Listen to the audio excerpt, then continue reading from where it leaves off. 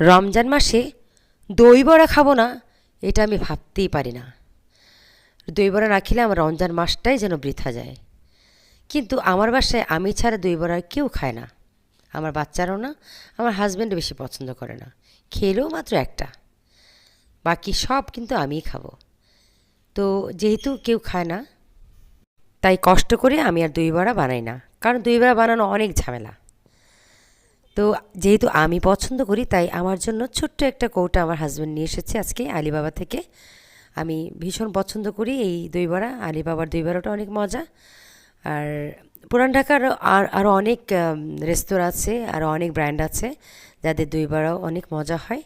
তো যাই হোক, যেহেতু আলিবাবাটাও মজা, আজকে অবশ্য বেশি একটা মশলা দেয়নি উপর দিয়ে, তো আমার কাছে ভীষণ ভালো লাগে। আপনারা যারা এখনও দই বড়া ট্রাই করেননি, একবার ট্রাই করেন, খুব ভালো লাগবে। খেতে খেতেই ভালো লাগবে।